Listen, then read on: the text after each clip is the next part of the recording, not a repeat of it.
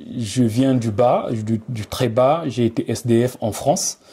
Et aujourd'hui, c'est un SDF qui achète, qui rénove, qui met en location. Tu vois, je l'ai eu à 50 ans, le permis. Et pourtant, je pouvais le passer. Mais tout ce temps-là, je me disais, non, c'est pas la priorité. Ta page s'appelle Imo pour tous. Ouais. Est-ce que tu penses que tout le monde peut être propriétaire? Tout le monde ne peut pas être propriétaire, mais tout le monde mérite de l'être. Ouais. La nuance, elle est importante. Phrase, oui. Voilà. Ce que tu es en train de faire, tu es un instrument pour effectivement changer les mentalités. Ce travail devrait se faire aussi au pays. Changer les mentalités de ceux qui sont au pays. Les Congolais me l'ont reproché. Ils me disent, mais attends, t'es Congolais, mais tu fais des choses, tu devrais être en costume, cravate, bien habillé, et tout présenter des choses. C'est n'importe quoi. Voilà. D'où on vient, l'apparence, ça compte. C'est le plus important. Il y a des gens que j'ai pu voir en France, ils pensent qu'ils sont meilleurs que les autres, juste parce qu'ils ont des paires de Weston. De Weston. Placement, emplacement. C'est faux. On gagne de l'argent partout, sauf dans une île. Un locataire, sur le papier, il a tous les droits. Tu vois, mais un locataire, on peut le faire sortir, même en hiver. Oui. Tu peux même faire sortir un locataire en hiver qui a une femme et des enfants. Tu vois, tu peux le faire sortir. Des bébés, même un bébé. Même un bébé. Tu peux le faire sortir. Et une femme m'a surpris dans le live, qui est en Espagne. C'est une Camerounaise qui a donné la stratégie et elle a dit ceci. Moi, ici en Espagne, j'achète dans des campagnes. C'est une Bamileke. Et oui, voilà. Tu étais à ce live-là? Non, mais les Bamileke... C'est une Bamileke, oui. Ils sont tous les gens qui font des travaux dans des maisons où ils louent. Je suis désolé, hein, mais ils n'ont pas de cerveau. Par exemple, moi, c'est subjectif, mais je pense que si tu ne peux même pas payer 6 mois de ton loyer sans travailler, pour moi, ça sert à rien d'acheter. Le bail, tu sais, quand le locataire signe un bail, il est content, il est euphorique, j'ai trouvé le bien, on a accepté mon dossier, je suis ceci, et donc il va paraffer, il va signer. Sans lire. Sans lire. Ouais. Dans les documents qu'il va signer, je vais lui faire signer son préavis. Ah, on a des Congolais excellents. On a des Africains excellents. Juste qu'ils sont minoritaires parce qu'ils sont cachés. Tout à fait. Et il y a plus des tonneaux vides qui vocifèrent sur les réseaux. Ce que je suis en train de dire, si tes abonnés suivent cela, ils deviendront propriétaires. Mais je vais mourir moins bête. J'ai appris beaucoup de choses aujourd'hui. Bonjour les amis, bienvenue dans votre podcast, le podcast qui casse les codes que j'ai nommé Mon Pourquoi. Saison 2. Moi, c'est Franck Azangosue. Ici, on parle de développement personnel, d'entrepreneuriat, d'investissement. On parle aussi de la foi. Mais aujourd'hui, avec mon invité, nous allons parler d'immobilier. Et j'ai tellement appris des choses, c'est tellement long et c'est tellement bien que j'ai pas vu le temps passer. J'espère que vous aussi, vous allez apprendre comme moi. N'hésitez pas à nous lâcher un like, vos commentaires et surtout, n'hésitez pas de partager et aussi de suivre le participant sur TikTok parce que il envoie du lourd. Merci beaucoup.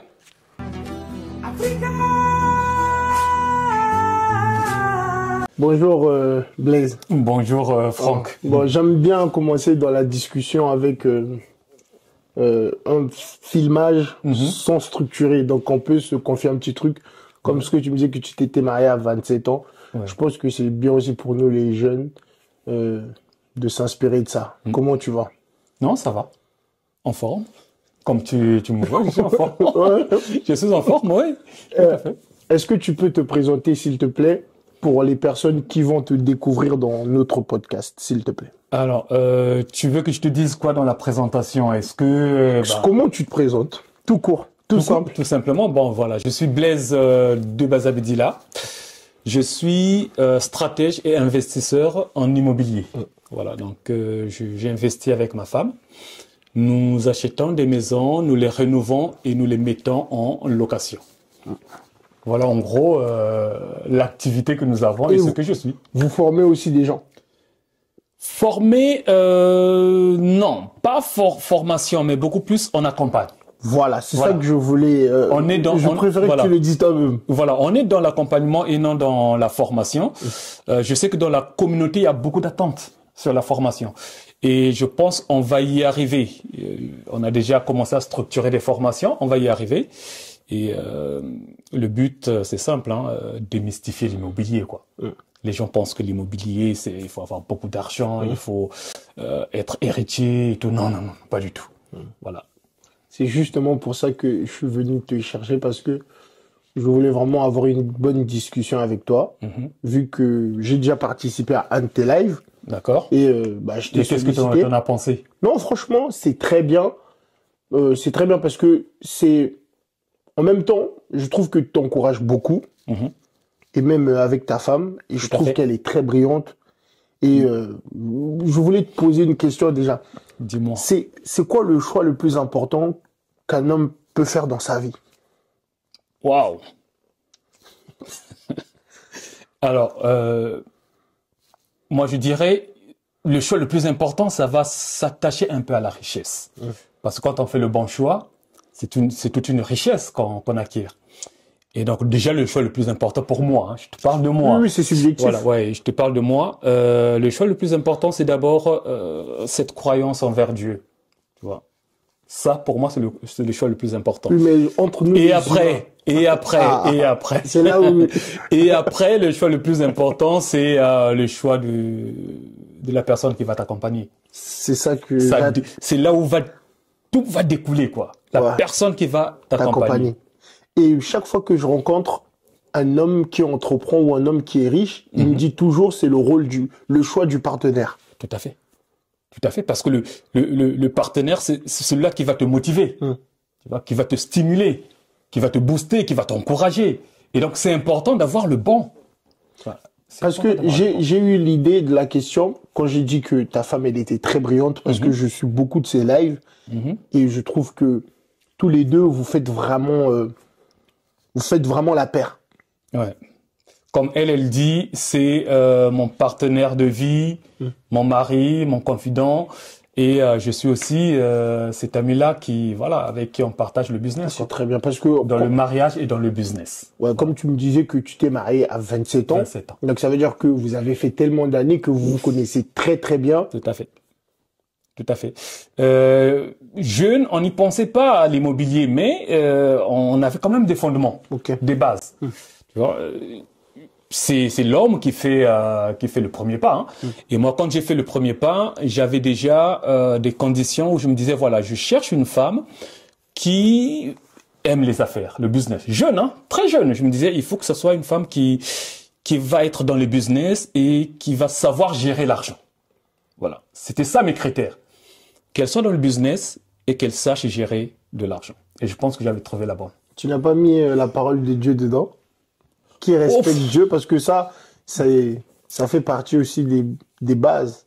Alors, non, je n'avais pas mis la parole de Dieu en premier. Pourquoi? Parce que nous venons d'un seul groupe, un groupe chrétien. On était dans le même groupe. D'accord, je vois. Donc un groupe chrétien. Et d'ailleurs, quand je l'ai abordé, je l'ai choqué. Je l'ai choqué.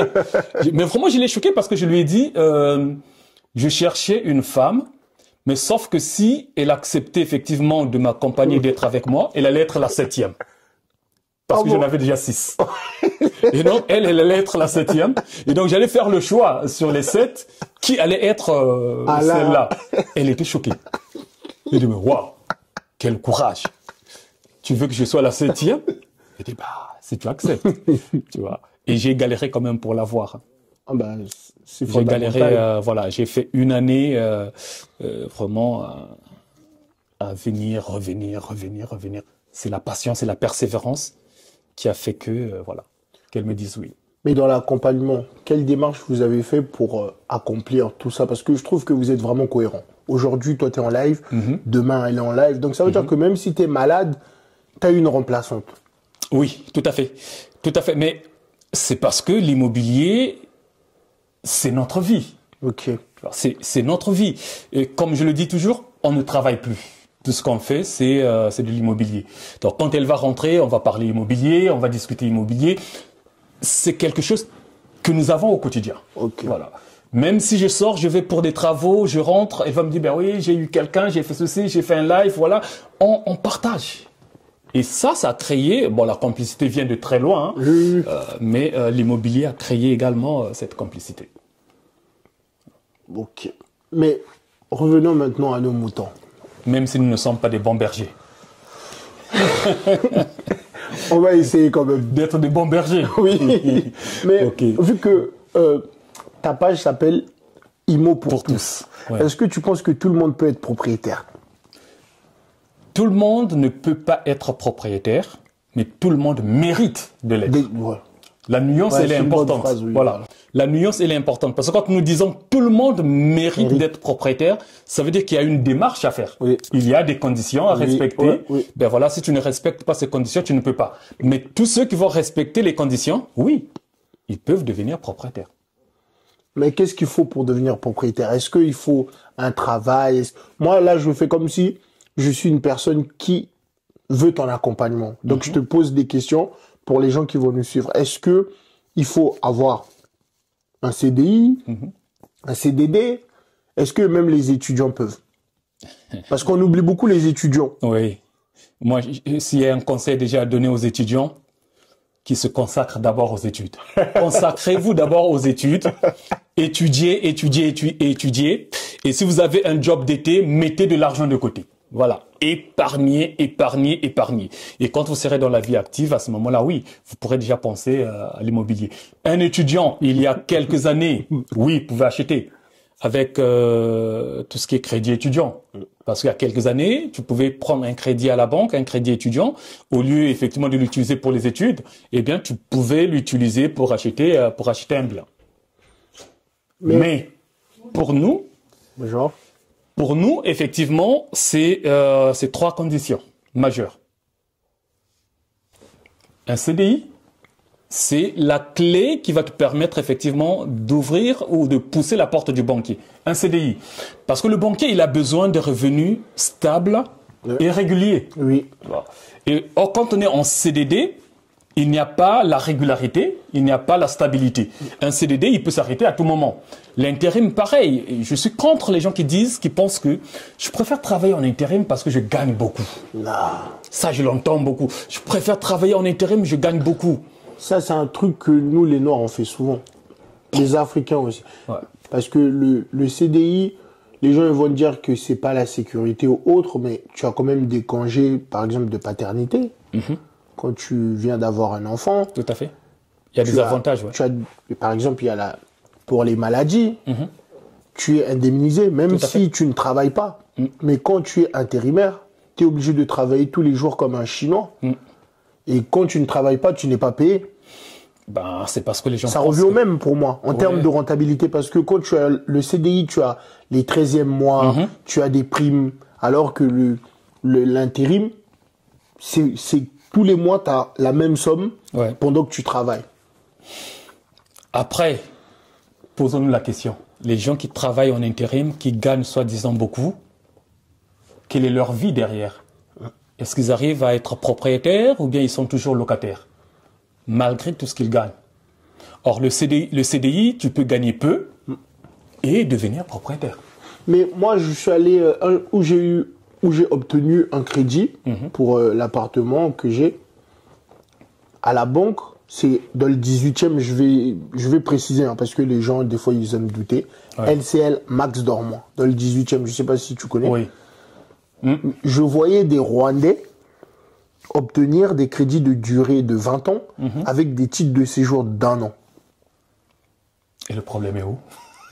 Ça m'a impressionné. Parce que nous, les Congolais, les autres communautés africaines, on n'arrivait pas à avoir des crédits avec des titres de séjour de 10 ans.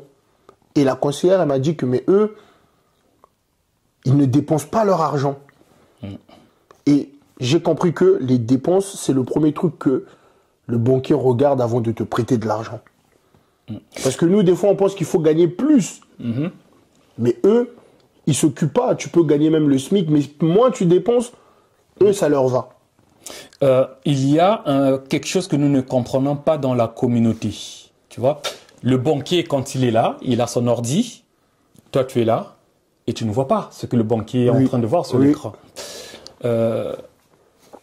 Comme je disais, si tu as un CDI, tu as de l'épargne et si tu gères bien tes finances, ces trois critères-là vont te permettre déjà d'obtenir un crédit.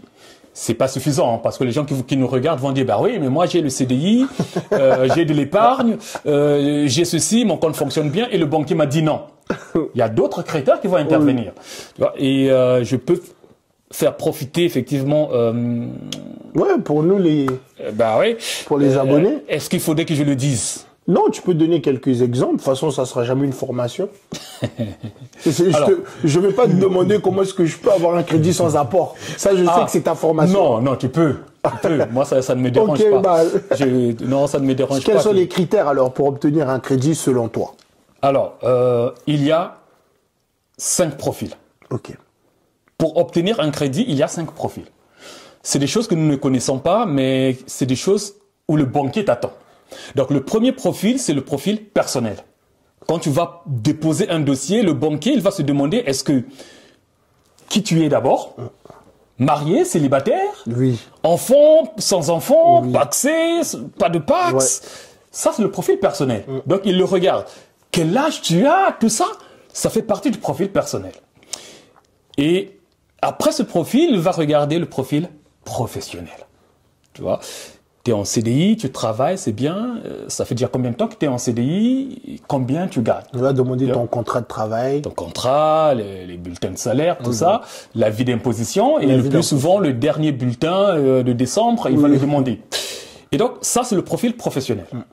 Et après, il va regarder le profil gestionnaire. Et là, il est très important, ce profil-là. Et c'est là où il va prendre tes relevés de compte. Il va commencer à regarder. Comment tu consommes, comment tu utilises ton argent. Et pourtant, c'est ton argent. Et lui, il va s'y intéresser. Et il va dire, mais là, jeu du hasard, Western Union tout le temps, des paiements 2 fois, 3 fois sans frais. Ça, c'est des choses que le banquier n'aime pas. Tu vois, il va se rendre compte, mais tiens, mais là, tu as découvert crédit conso. Les cigarettes. Mais ça, il le regarde. Ça ruine, ça. Ça ruine. Et pourtant, c'est ton argent. Mais lui, il va regarder comment tu gères ton argent. Profil gestionnaire. Et après, il va regarder le profil épargnant. Et là, également, profil très important. Parce que le banquier aime de l'épargne. Oui. Ça le rassure. Très important. Et tu as abordé un truc, investir ou acheter sans apport. L'apport, c'est pas le plus important pour le banquier. Le plus important, c'est l'épargne. Et dans l'épargne, il va regarder 2 choses. Il va regarder le stock, donc ce que tu as déjà, et il va regarder également le comportement d'épargnant. Est-ce que tout le temps, tu fais des petits virements? Exactement. Ce que je suis en train de dire, si tes abonnés suivent cela, ils deviendront propriétaires. Mais tu as totalement raison parce que ça m'arrive en ce moment. Ouais. À la banque eux-mêmes, ils m'appellent pour me proposer un autre crédit. Ouais. Juste parce que j'ai de l'épargne. Donc l'épargne, c'est le plus important. Tu as soigné ton profil personnel, professionnel également, il est soigné. Le profil gestionnaire est soigné, le profil épargnant.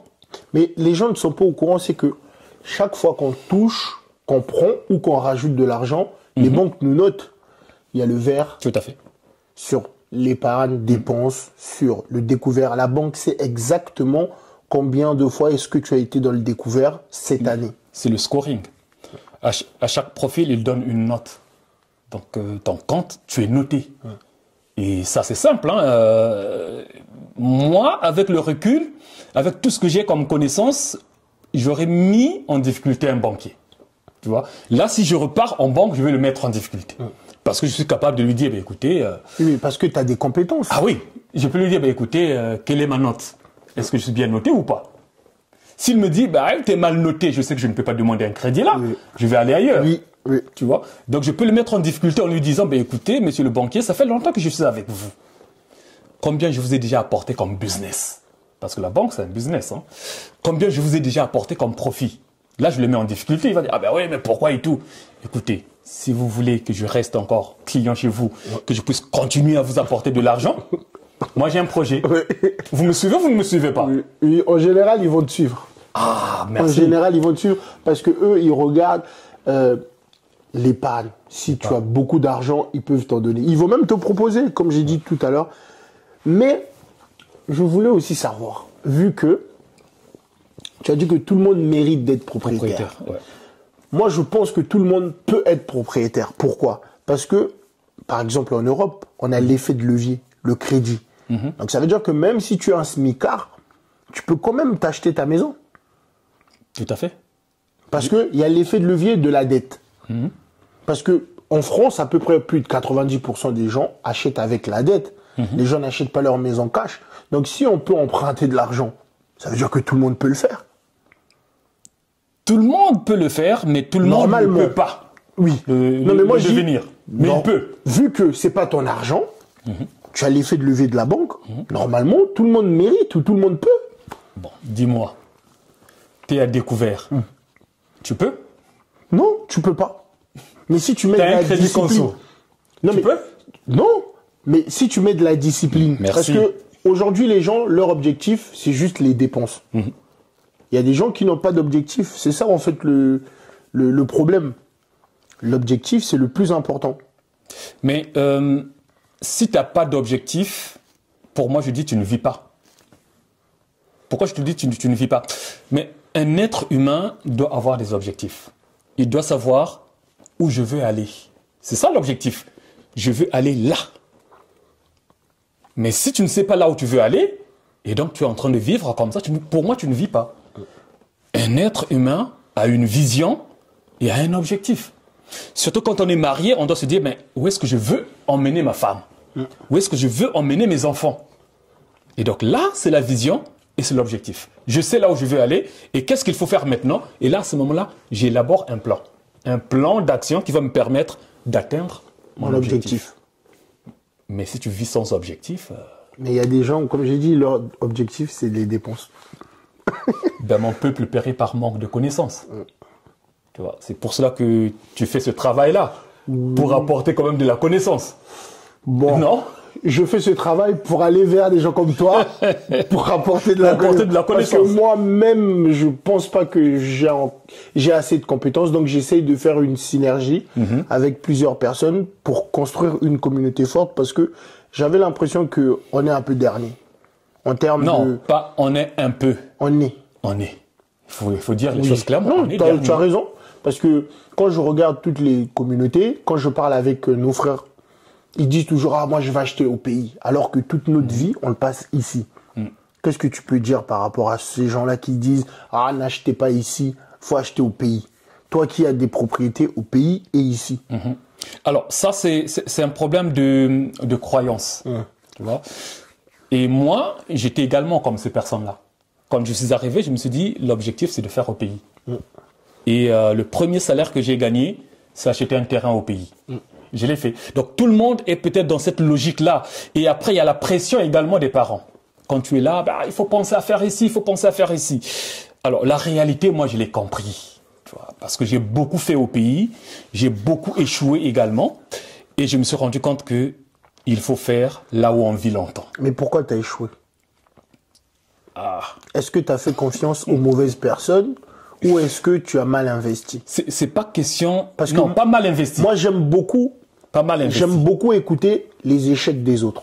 Je trouve que j'apprends beaucoup plus de ça. Tout à fait. Tout à fait. Nous, on néglige les gens qui échouent. Mais moi, j'essaie de mettre la lumière sur ça. Parce que ça peut aussi nous apprendre, surtout nous les jeunes, pourquoi est-ce que tu as échoué? Quand tu le fais et que tu délègues au fait. Voilà. Et que tu n'es pas là toi-même. Oui.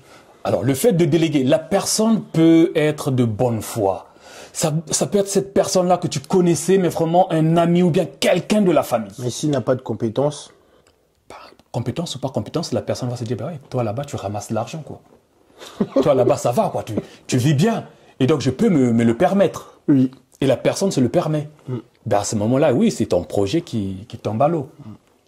C'est beaucoup plus, moi je pense que ce que tu es en train de faire, tu es un instrument pour effectivement changer les mentalités. Ce travail devrait se faire aussi au pays. Changer les mentalités de ceux qui sont au pays.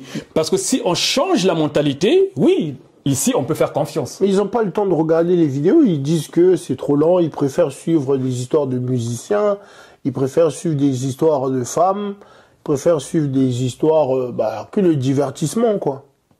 C'est un combat. Comment est-ce qu'on peut être compétitif si on n'est que dans le divertissement? On ne peut pas. Tu ne peux pas être compétitif si ton credo, c'est le divertissement et la distraction. Tu ne peux pas. Mais là, une fois de plus, je dirais manque de connaissances.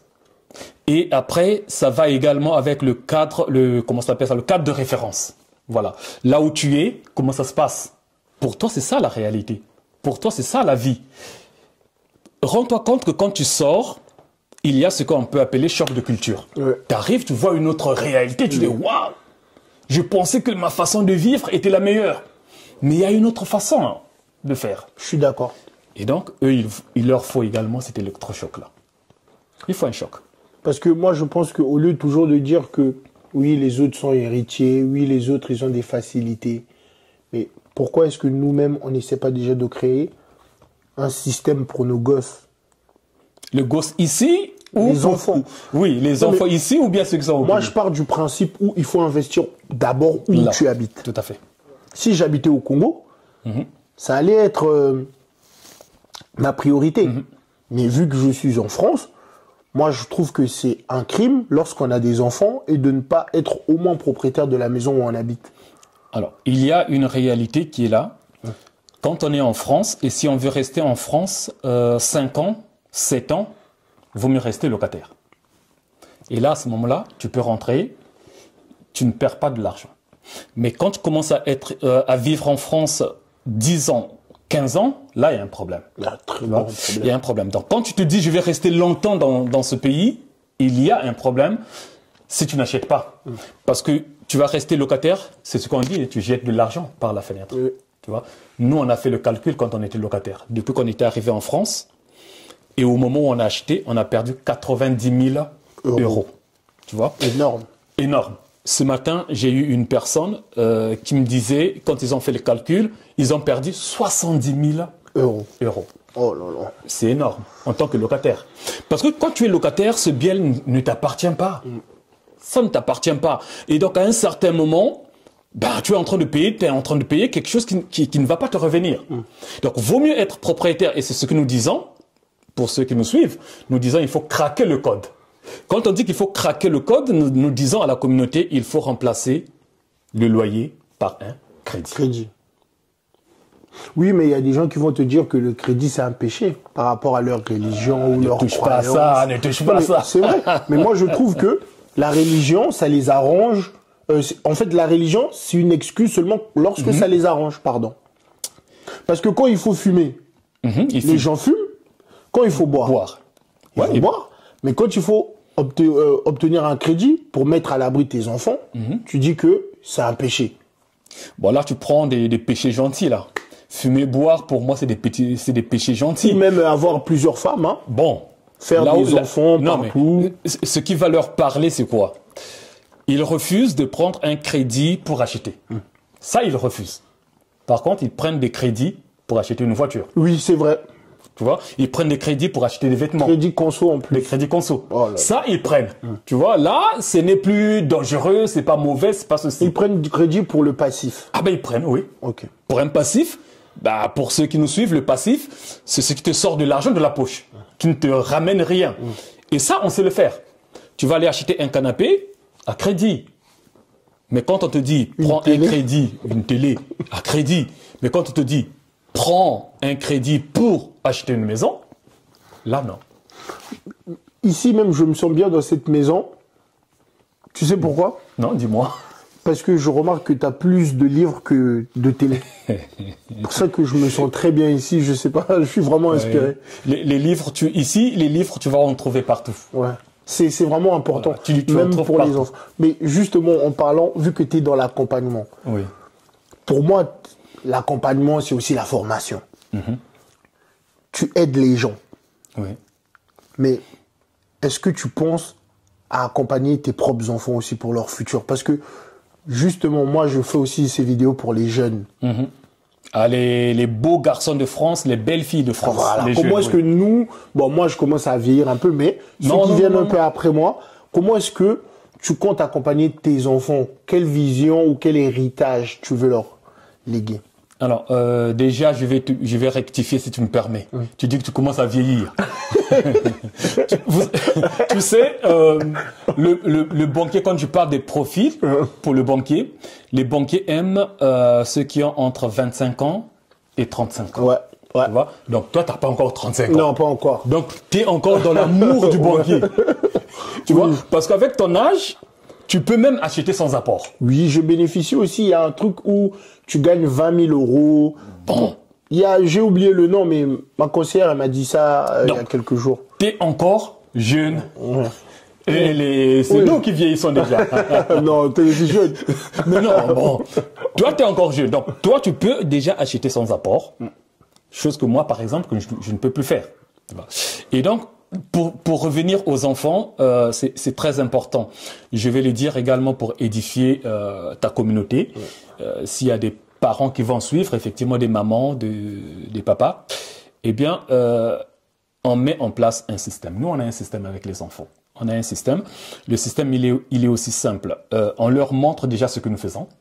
On leur montre. Déjà, quand on va même prendre l'argent chez les locataires, ceux qui payent en espèces, on envoie les enfants à les y chercher, ils vont chercher, ils voient ce que nous faisons. Parce qu'il faut prêcher par l'exemple. Voilà, donc on prêche par l'exemple. Ça, c'est la première des choses. Regardez, montrer ce que nous faisons aux enfants. Et après, tu l'as constaté, tu l'as dit, tu vois ici, tu as des livres partout. Eh bien, ma fille, à 7 ans, elle avait déjà lu, et je l'ai accompagnée d'ailleurs dans la lecture, Père riche, Père pauvre. Tu vois. Et il y a même une vidéo qu'elle a faite à 7 ans, où elle disait la connaissance est dans les livres. À 7 ans, tu vois. Et à 7 ans, elle a fait encore une autre vidéo où il dit mais papa, tous ces bouquins-là, mais pourquoi? Je dis ben oui, mais ça après c'est à vous de les lire. Ouais. Ah bon, tout ça et tout? Je dis ben oui, il faut lire. Tu vois. Et donc on met la lecture également dans les mains, entre les mains des enfants.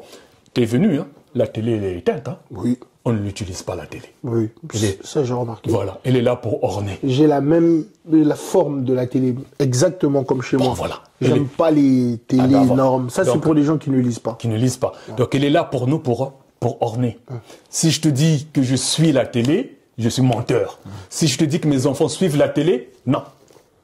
Personne ne suit la télé. Même l'information, on ne suit pas. Parce qu'on dit si l'information est importante, elle viendra vers nous. Et donc, on attend ces informations importantes. Quand Macron a dissous l'Assemblée, le jour où il a dissous l'Assemblée, je n'étais pas au courant. Mais puisque l'information était importante, j'ai entendu à gauche et à droite, ah non, il y a eu dissolution. Avec Internet aussi. Oui, l'information est venue. Aujourd'hui, YouTube, c'est plus suivi que la télé. Que la télé. Et donc, on met les livres entre les mains des enfants. Ça, c'est la deuxième stratégie. La troisième stratégie, et c'est la stratégie la plus puissante, nous avons ce que nous appelons des réunions de famille. Et donc, tous les vendredis, réunion de famille. Et dans ces réunions de famille, comme on est là, on va discuter. Voilà, des investissements, de la dette. On discute de tout ce qui est concret. Donc, nous, on n'est pas dans des lectures de façon générale. Hein. Montesquieu, Victor Hugo. Pour moi, tout ça, c'est dépassé. Il faut aller sur des lectures spécialisées. Et c'est là où on emmène les enfants, qui se rendent compte qu'il y a l'entrepreneuriat, il y a la bourse, il y a l'investissement immobilier, il y a l'immobilier papier, tout ça, on en parle. Et donc, jeunes, effectivement, oui, ils ont déjà cette connaissance-là. Ils sont éduqués dans ça. Et d'ailleurs, ils le disent, hein, quand ils discutent avec les enfants de leur âge, ils disent que oui, mais papa, on est considéré comme des vieux. Oui. Eh ben voilà, ben oui, parce qu'ils ont une connaissance que d'autres n'ont pas. Et quand ils disent, mais faites attention aux dépenses, ils disent, ben oui, mais tu ne vis pas, toi. Oui, mais en fait, aujourd'hui, ils sont considérés comme des vieux, mais quand ils seront vieux, les autres vont dire, ah oui, vous étiez en avance. Ben, ils sont en train de payer le prix aujourd'hui pour demain, payer plus de prix demain. Donc, ça va être bénéfique. Voilà, donc on utilise ça. Tu vois. Les enfants ne sont pas vraiment éloignés. Et d'ailleurs, ce matin, c'est ma femme qui me disait, tu sais, ton fils commence à s'intéresser un peu à la rentabilité. Est-ce que ce que vous faites, comment vous faites pour calculer la rentabilité? Bon, nous, on a des outils pour calculer la rentabilité. Et donc, ma femme dit, ben, tiens, il pose la question. Et donc, on doit maintenant, je pense que c'est le moment de lui parler de la rentabilité. Tu vois. Il est jeune, il le sait, que tout ce qu'il gagne, parce qu'il travaille aussi le week-end, tout ce qu'il gagne, c'est pour investir. D'ailleurs, c'est ma femme qui m'a informé, il a rendez-vous avec son banquier la semaine prochaine. Parce que il a sur son compte, à 21 ans, il a sur son compte 22 000. Incroyable. 22 000. Énorme. Ouais, et 22 000. Et le banquier a dit, il a passé un coup de fil. Est-ce que vous pouvez venir, on va discuter et tout. Et donc, ma femme disait, est-ce que tu vas l'accompagner? Je dis, ah non, je ne vais pas l'accompagner. Il suffit simplement qu'elle aille dire, ben voilà, je suis en train de mettre de côté pour que je puisse investir le moment venu. C'est mon objectif, tu vois. Parce qu'il ne faudrait pas qu'elle dise, ben tiens, tu peux faire ceci, tu peux faire cela. Non. Un seul objectif, investir le moment venu. Mais c'est beaucoup d'avant. C'est un avantage quoi d'avoir des parents qui vont t'apprendre des choses pendant que les autres ont besoin de sortir ou d'aller sur internet. Toi, tu as déjà à la maison. C'est comme là même j'ai vu, tu avais un livre d'anglais que j'ai vu sur le côté. Donc ça c'est un avantage déjà les enfants de parler plusieurs langues à la maison, déjà avoir des comptes parce qu'il y a des enfants qui n'ont pas de compte parce que les parents n'ont pas eu cette idée d'ouvrir des comptes aux enfants. Donc les enfants connaissent la banque lorsqu'ils sont majeurs. Parce que moi, je suivais un podcast où le monsieur, il disait que nous, par exemple, notre génération, on n'aura pas de retraite. Mais si dès le bas âge, par exemple, dès les premières années où les enfants, ils arrivent, si on essaye de mettre 50 € de côté ou 100 €, mais lorsqu'ils arrivent à un certain âge, ils ont de quoi faire des apports, ils ont de quoi investir, ils ont de quoi vivre de leur retraite, en fait. Tu sais, c'est un peu compliqué, mais... les enfants, ils ont compris très tôt, il y a ce qu'on appelle un actif et un passif. Tu vois, ça, c'est de deux petits mots qu'ils ont compris très tôt. Et donc, quand on fait des dépenses, on se pose la question, ce que tu achètes là, c'est un actif ou un passif? Tu vois, non, ils le font eux aussi? Ah ben, ils le savent, oui. C'est un actif ou un passif. Un exemple simple, mon fils, le deuxième, il avait acheté un iPhone 15. Quand c'était sorti, il dit, papa, je veux un iPhone 15. Il dit, est-ce que tu sais que c'est un passif que tu es en train d'acheter? Il me dit, oui, je sais que c'est un passif. Il dit, bon, on va faire simple. Puisque le week-end, tu travailles, ton salaire du mois, tu vas l'épargner, tu vas le mettre de côté. Même pas 50 € pour te dire, tiens, non, tu mets de côté. Est-ce qu'on est d'accord? Il dit, oui, on est d'accord. Il est parti acheter son iPhone, son salaire, dès qu'il est rentré, de côté. Va reboucher le trou. Là, tu viens d'acheter un passif. À quoi ça va te servir? Tu vois? Et donc, ils savent que ça, c'est un passif, ça, c'est un actif. Quand tu regardes ces cartons-là, tu peux t'imaginer les folies que ces enfants font. Mais on leur fait comprendre que c'est... Oui, mais après, c'est aussi un petit peu bien aussi de se faire plaisir. Tout à fait. Parce que... C'est important parce que les gens pensent que, comme quand je fais des lives, comme si on se privait. Voilà, on se prive, on fait ceci. Non. On ne se prive pas. On se dit simplement, tiens, j'ai un peu d'argent, je fais. Et on célèbre les victoires. Les victoires, il faut les célébrer. Tu vois? Et donc, c'est important, c'est très important. De célébrer les victoires. Même pour notre état d'esprit, parce que lorsqu'on en fait, on est reconnaissant pour le peu qu'on a, ça nous permet d'avoir plus. Parce que tu as des gens, ils passent leur temps à se lamenter, ça. Au bout d'un moment, même toi, tu arrêtes d'être sûr de toi, tu perds confiance en toi. Et voilà. Mais comment est-ce qu'une personne peut faire pour commencer à épargner? Parce qu'il y a des gens, ils ont des problèmes d'épargne. Moi, je pense qu'on ne peut pas être un bon investisseur si on n'est pas un bon épargnant. Tout à fait. Après, moi, c'est ma façon de voir. Il y a des gens, peut-être, qui vont faire un business, ils vont gagner beaucoup d'argent, ils investissent. Mais sauf qu'on n'a pas tout ce talent. Alors, c'est la base, tu vois. Si tu imagines que en France, c'est des milliards et des milliards de crédits conso, ça veut dire que les gens n'épargnent pas. Ils ont un problème, ils vont chercher un crédit conso. Il n'y a que 2 leviers pour mettre de côté. 2. Et donc, la personne peut choisir un des leviers ou soit va utiliser les 2. Il n'y en a pas d'autre. Diminue tes dépenses. Ça va dégager un peu que tu peux mettre de côté. Premier levier. Baisse tes dépenses. Diminue tes dépenses. Deuxième levier, augmente tes revenus. Tu veux épargner, augmente tes revenus. Quand tu les augmentes, là, à ce moment-là, tu peux mettre de côté. Maintenant, le plus malin, le plus intelligent, il va utiliser les 2 leviers. Il baisse les dépenses, il augmente en même temps les revenus. Donc là, tu dégages énormément que tu peux mettre de côté. Il n'y a que ça. Oui, mais maintenant, selon toi, ok, tu baisses tes dépenses, tu augmentes tes revenus. Maintenant, il faut maintenant des comptes épargne pour que tu puisses jouer sur les pourcentages pour aussi gagner quelque chose. Parce qu'aujourd'hui, il y a des gens, ils ont un livret A. Bon, livret A, c'est 3%. Ouais. Ils ont LDDS. Ouais. Est-ce que pour toi, il y a des comptes que tu es obligé d'avoir? Par exemple, l'assurance vie, je sais pas. Est-ce que tu conseillerais aux gens d'avoir des assurances vie, des LEP, des PEA? Ouais. Toi, tu fais pas de la bourse? Non, je n'en fais pas et je n'en ferai pas. Mais par contre, mon fils, lui, il est dans la crypto. Ah, il est comme moi. Voilà. Il est dans la crypto. Le premier? Le premier, oui. Ah, celui qui va... Oui, qui aura rendez-vous avec son Je pense que c'est grâce à ça qu'il a beaucoup d'argent. Lui, il fait de la crypto. Ouais. Mais non, sincèrement, c'est quelque chose que je n'aime pas. Ouais. Voilà. Tout ce qui est Après, volatile, je pense aussi c'est un problème de génération. De génération, aussi. je suis Voilà, d'accord. Je respecte ça. Je suis d'accord, c'est un problème de génération. Ouais. Et donc moi, je préfère aller du concret. Oui. Toi, tu préfères du physique. Du physique.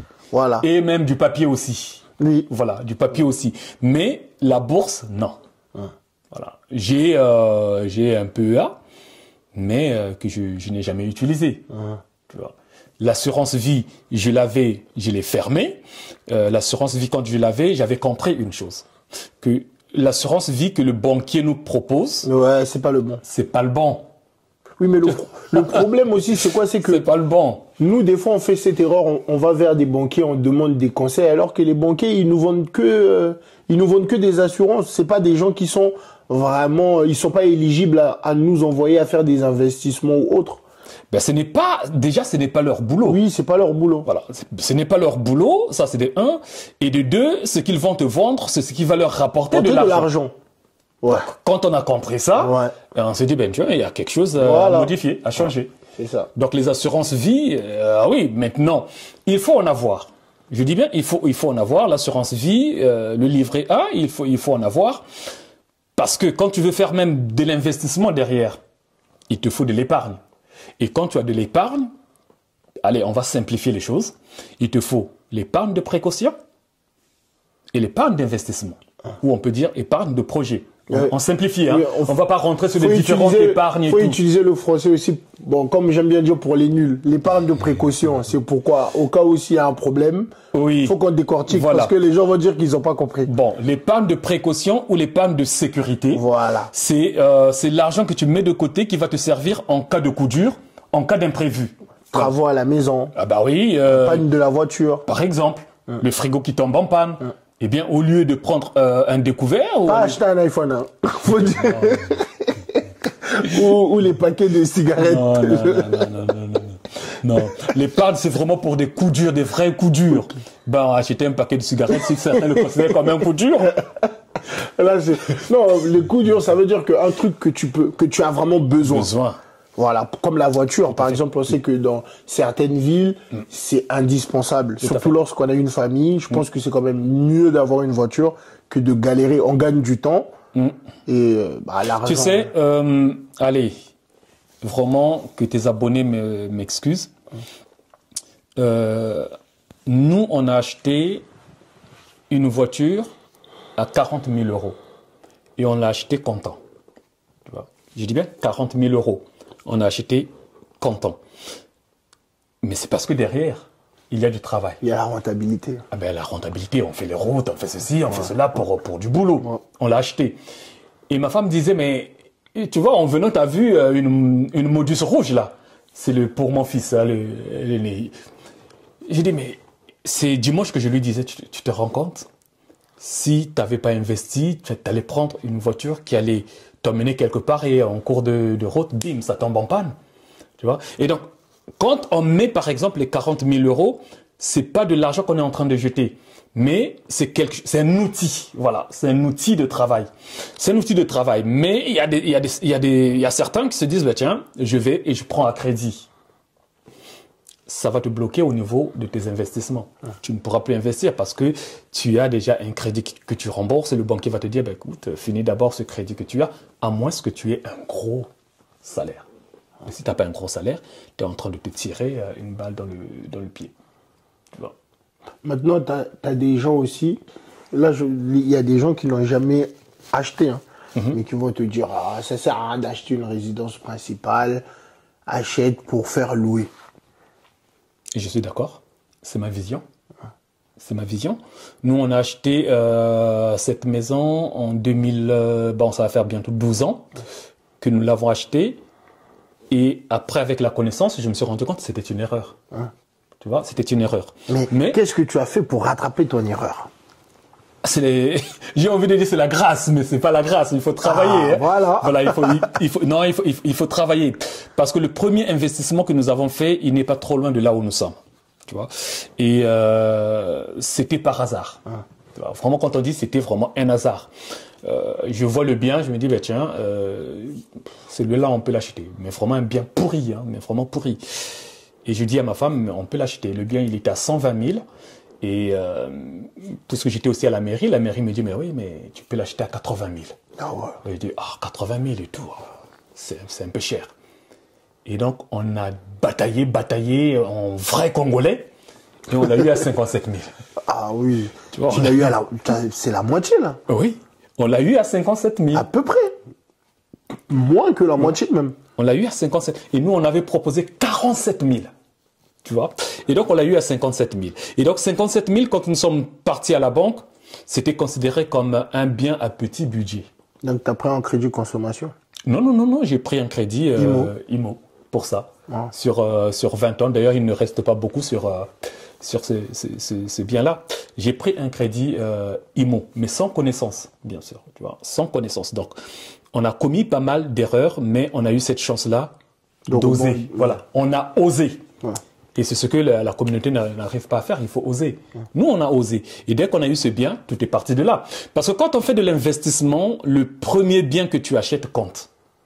Tout part de là. Si tu rates le premier bien, le banquier va te dire, bah, écoutez, vous avez acheté, vous avez mal acheté. Donc, vous ne savez pas faire. Mais quand tu montres au banquier que j'ai acheté, ça me rapporte de l'argent, le banquier a envie de te suivre. Mais c'est quoi un bon placement pour toi dans l'immobilier? Est-ce que c'est l'endroit? Est-ce que c'est le mètre carré? C'est le nombre de pièces? Je vais choquer les investisseurs. Je vais choquer les investisseurs. Voilà pourquoi je fais des lives pour la communauté, parce que je m'inspire également de la réalité de la communauté. Le bon investissement, c'est quand tu as la rentabilité. Point. Ceux qui disent, parce que moi aussi j'ai fait des formations en IMO, ces formations je les ai suivies, tu vois, et j'en ai suivi plein. En achat-revente, en division, en immeuble de rapport, tout ça, en location courte durée, j'ai suivi. Et je les ai encore, ces formations-là. Tu vois, donc j'ai investi, mais beaucoup investi. Et donc, les gens qui disent emplacement, je dis non. Ils vous mentent, ils veulent vendre leur formation. Et ils vous disent emplacement. Tu vois dimanche, on était dans une ville et l'agent immobilier loue une maison dans un village de 700 habitants. Et je l'expliquais également en live ce matin. Tu vois, j'ai fait un schéma. Là où on gagne de l'argent, c'est là où on a la rentabilité et c'est là où on peut acheter moins cher. Et une femme m'a surpris dans le live, qui est en Espagne. C'est une Camerounaise qui a donné la stratégie et elle a dit ceci. Moi, ici en Espagne, j'achète dans des campagnes. C'est une Bamileke. Et oui, voilà. Tu étais à ce live-là? Non, mais les Bamileke... C'est une Bamileke, oui. Ils sont vraiment loin. Voilà, c'est une Bamileke. C'est une Bamileke. J'ai pas suivi, mais regarde, tu vois. Ah ouais, non, ça me surprend. Je me suis dit peut-être que tu as suivi. Non, j'ai pas suivi. C'est une Bamileke. Ouais, voilà. Oui, c'est une Bamileke. Elle dit, mais moi j'achète dans des petits villages et là j'ai 4 maisons. Et je lui ai posé la question, est-ce que tu as des locataires? Il dit, mais il y a des locataires. Parce que quand tu vas arriver dans un petit village, le petit village est entouré d'autres villages. Et après, il y a une grande ville. Donc les gens peuvent vivre là pour aller travailler. Oui. Tu vois? Là où tu es venu, je suis en train. Je suis à 20 minutes de Meaux. Quelqu'un qui est à Meaux, qui travaille à Meaux, peut vivre ici. Oui. Je suis à 45 minutes Gare de l'Est. Quelqu'un qui est ici, il prend le train, il est à Gare de l'Est. Tu vois la voie, c'est Château-Thierry après. Plus loin, c'est Château-Thierry. Il y a une forte communauté congolaise qui quitte Château-Thierry le 02, qui va travailler à Paris. Oui. Tu vois? Et donc, la rentabilité pour moi, c'est le maître mot. L'emplacement, moi, je m'en fous. Tu vois, l'emplacement, sincèrement, je m'en fous. C'est comme je le dis également, le taux, je m'en fous. Donc l'emplacement, il ne faut pas. Le taux... L'emplacement, il ne faut pas.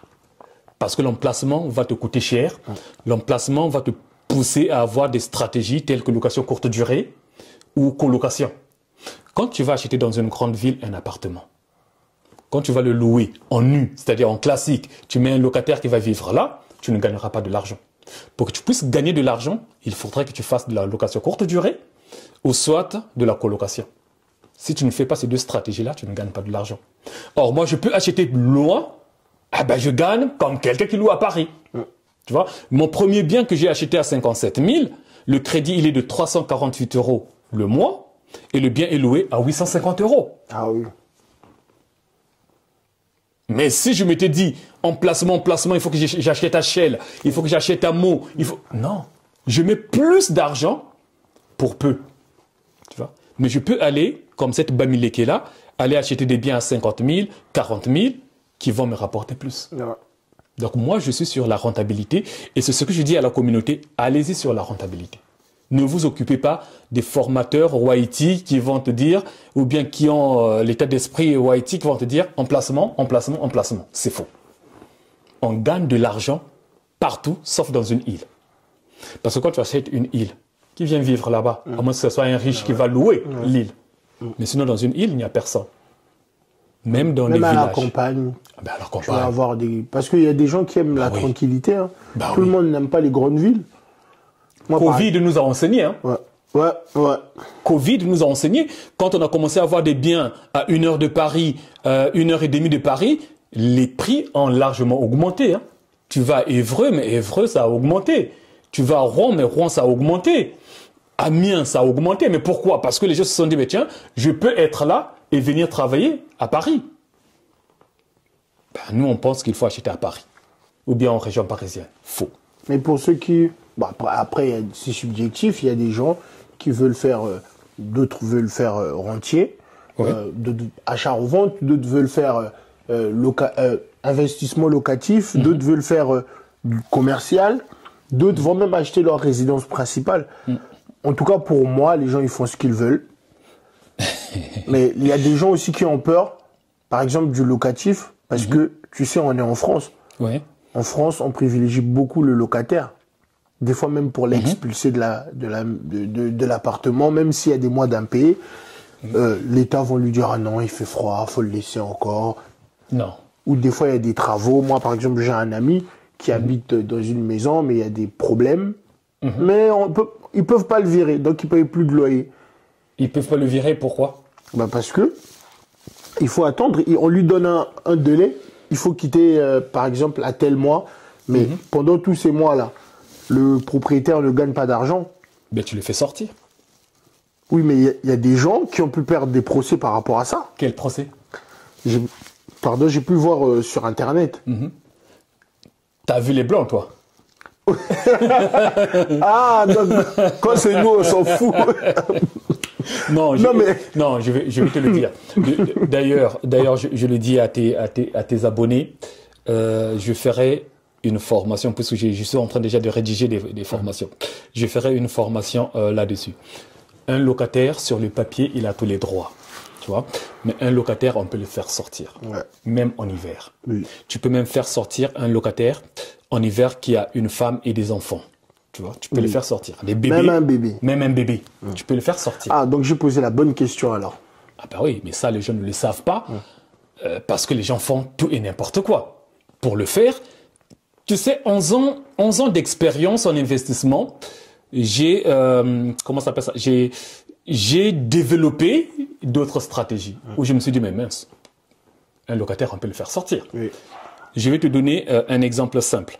Aujourd'hui, moi, j'ai un locataire qui squatte chez moi, qui ne veut pas payer. Tu vois, il ne veut pas payer. Il dit non, je ne sors pas. Je ne sors pas, je ne paye pas. Ok, tu veux jouer au dur? Eh bien, on va jouer au dur. Et donc, à ce moment-là, qu'est-ce que je vais faire? Je vais simplement faire appel aux pompiers. Tu vois? Je vais appeler les pompiers. Je ne donnerai pas les stratégies poussées. Mais là, je donne quand même un peu. J'appellerai les pompiers, je vais dire aux pompiers, il y a du gaz chez moi, ça sent du gaz.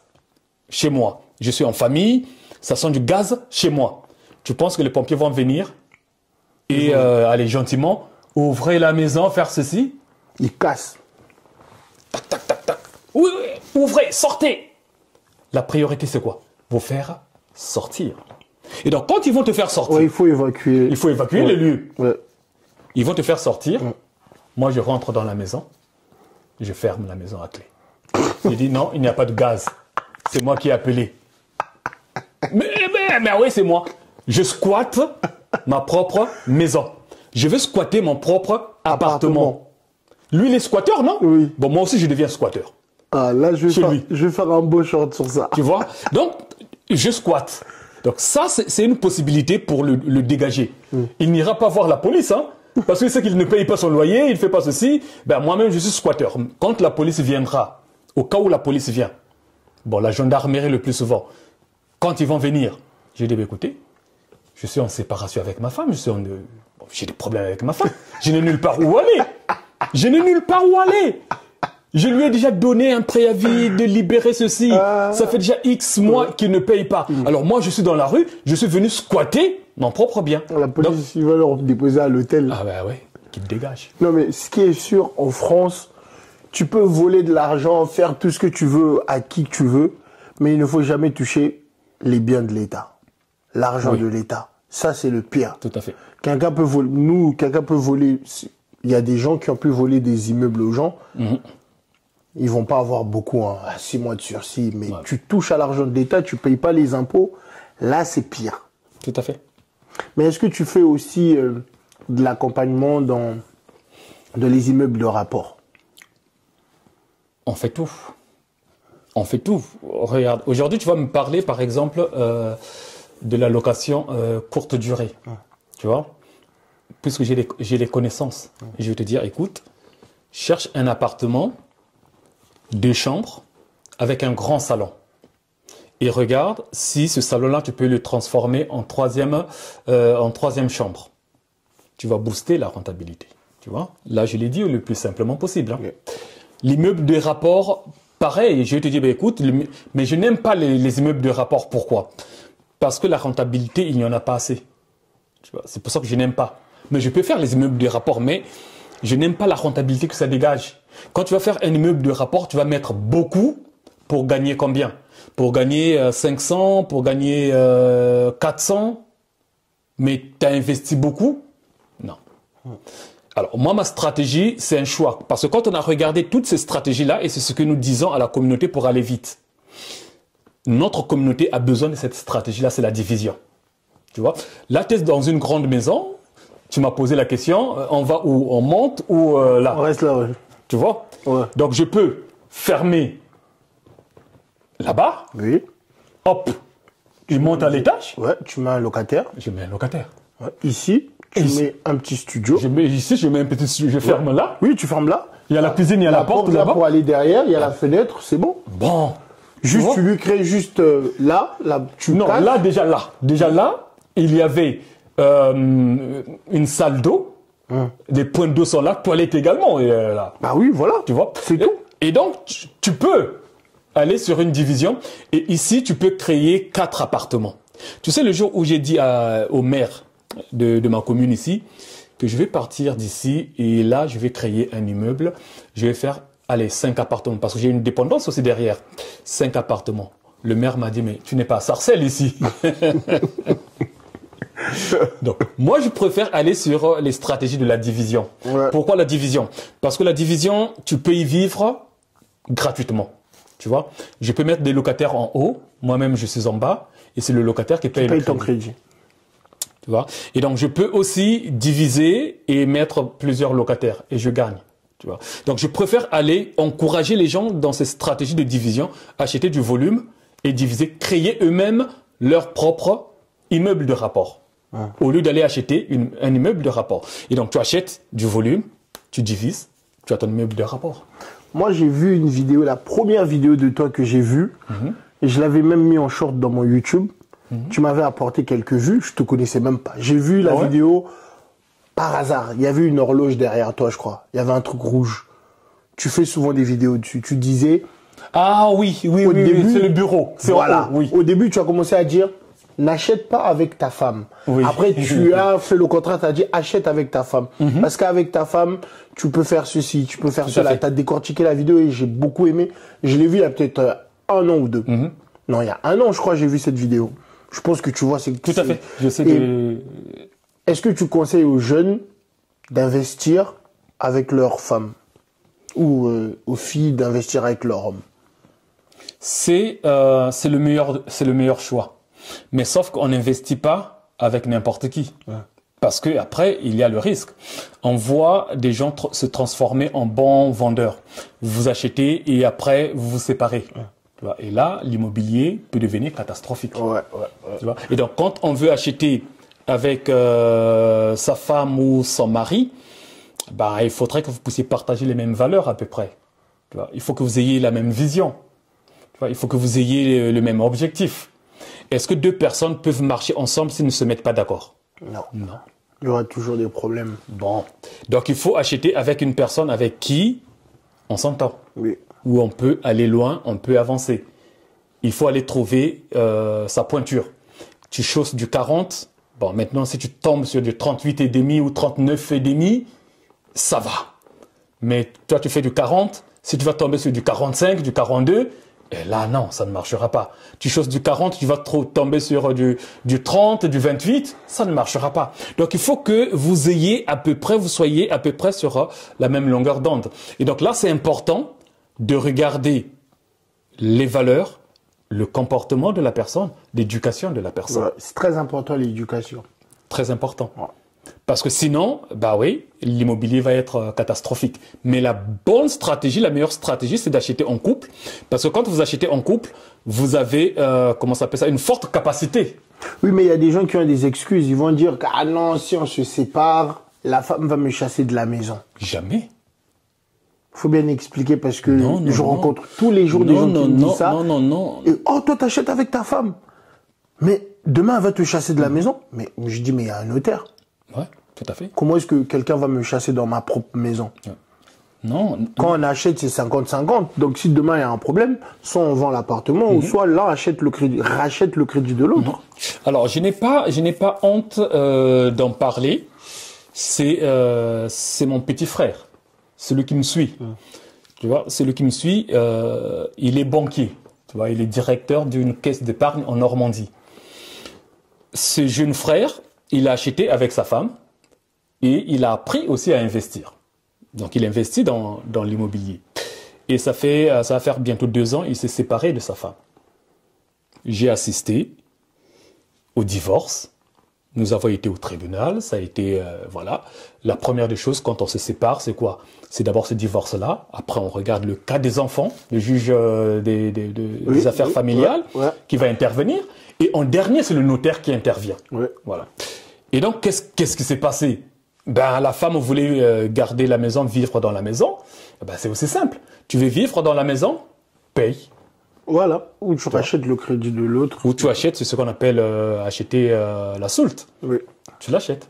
Donc, la partie de l'autre, tu l'achètes. Oui. Donc, dire que non, la femme va te chasser, c'est quelle base? Non, c'est parce que les gens n'ont pas de compétences et ils veulent juste parler pour parler. Parler. Bon, il faut s'entendre, dire, ben voilà, qui reste dans la maison, qui part. Et la personne qui reste dans la maison va effectivement payer ce crédit-là. Et quand c'est comme ça, la maison finit toujours par être vendue. Tu vois? Et donc, ce n'est pas la meilleure solution quand vraiment on ne partage pas la même vision. Je n'encourage pas. Mais quand on a la même vision, je dis, il faut acheter en couple. C'est la meilleure stratégie. C'est la meilleure stratégie et surtout, ça vous permet, si vous avez deux sources de revenus déjà, s'il vous reste encore un peu de pourcentage, une marge, vous pouvez encore faire d'autres simulations avec la banque pour obtenir encore d'autres crédits. Oui. Alors que si tu es seul, tu épuises ton crédit et après tu peux plus. Oui, tu vas, bon, c'est le taux d'endettement, les 35% là. Oui, voilà. Voilà. Quand tu atteins les 35%, tu ne peux plus. Bah, maintenant, après, oui, quand vous achetez en couple. Mais là, également, c'est un manque d'information. Ouais. Tu vois. Tu es seul, tu veux acheter. Tu sais qu'il y a un taux d'endettement qui est là, à ne pas dépasser, c'est 35. Donc, je dois aller chercher un bien qui va me permettre de ne pas atteindre les 35. Et donc, je dois chercher un bien qui va me permettre d'être à 29, 25. Et donc, ça me laisse une marge, je peux encore faire du locatif. Tu vois? Mais sauf que nous, quand on achète, on se dit, tiens, c'est ce bien-là, le coup de cœur. Ah, il est magnifique, il est joli et tout. Ça coûte cher, ça. Et quand tu vas l'acheter, ben ouais, t'es au taquet, t'as pris le plafond, ben t'es bloqué. Moi, je trouve qu'aussi, un truc que les gens ne comprennent pas dans l'immobilier, c'est le taux d'intérêt. Vu que c'est en pourcentage, les gens, ils se disent, ah, c'est 3,77%, bah, c'est sur les 25 ans. Alors que c'est par an. Par an, oui, tout à fait.